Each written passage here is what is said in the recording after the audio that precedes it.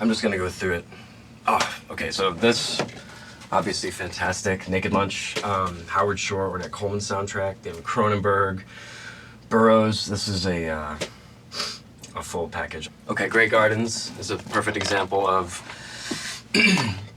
kind of where I grew up. Like, these ladies remind me of women in my family. Not just with like the sort of New England Northeast quality, but also the family versus family and slight lovable insanity. Oh, and then of course, one of my favorite films of all time, and I'm so glad. I actually looked online to make sure you guys had done this before I came here, because Repo Man, Harry Dean Stanton, Amphetamines, Emilio Estevez, punk rock. This is a great flick. Is this Graham Greene? Odd Man Out? Carol Reed's fantastic, really. Like, anybody that would put Orson Welles in a movie and have him do the Orson Welles rule, where you talk about the bad guy for the whole movie and then meet him in the last like 30 minutes of the movie. It's like a real payoff kind of thing where they're like, you know. So I felt like Carol Reed always came from the same school of cinema as Orson Welles, and they worked really well together. And this is a great flick too. It's psychological noir. Perfect. Also the line, a robbery that goes horribly wrong. It's classic cinema. This movie is upsettingly good.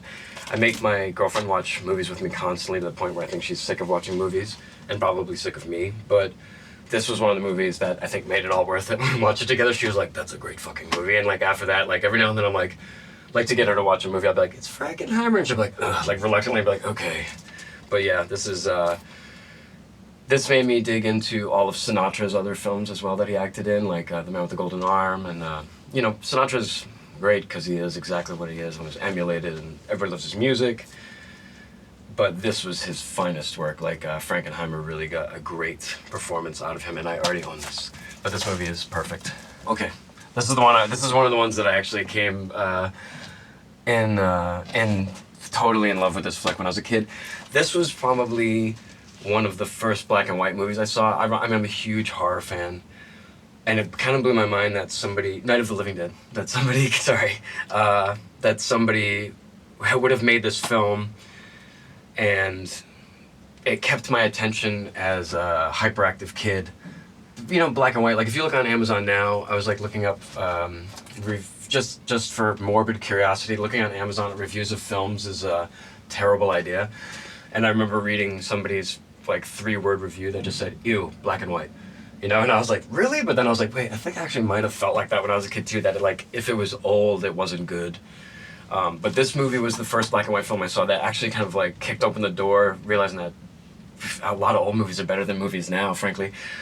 And this is a perfect piece of cinema. And because of that, I just love everything George A. Romero does. I still have all the Fangoria magazines that have interviews with him and stuff. And this was Tom Savini. Maybe it might be too early for the two of them. But anyway, I'm very excited to see that Criterion did a fat collection of this flick, because it's a statement about civil rights and war, and also happens to just be a zombie flick, which is awesome. So, perfect film. Fantastic. David Byrne, true stories, great music, great movie. The Talking Heads sort of started in my hometown. I'm from Providence, Rhode Island, and there's all this mythos. I grew up, the first apartment I lived in when I was 17 was with like 2 people I barely knew. It was a nightmare, it was a shithole, it was in a basement, we got robbed. But right around the corner was a place that they called The Vault, that apparently used to be, I don't know if this is true or not, but it used to be an old bank, and apparently the Talking Heads either used to live there or practice there. And I remember hating the Talking Heads when I was a kid, just because it was too twee for me, and I was into like punk and metal. Now I love the Talking Heads, and I have a little point of pride, so I've been buying all this stuff, and I bought this. This is fantastic. And, you know, I've just saw David Byrne play recently, and he was great, and I can't say enough good stuff. And now I'm, like, reading about them working with Brian Eno, and, like, looking into how they wrote music, and even taking a little bit of that for our band, and emulating something that I hated when I was a kid, which is a very strange thing to do, but there it is. I'm John from Osees. I would really like to thank Criterion for having me here today. This has been cool and great, and I've never had such a good time in such a small room full of movies. But thank you very much. I appreciate it.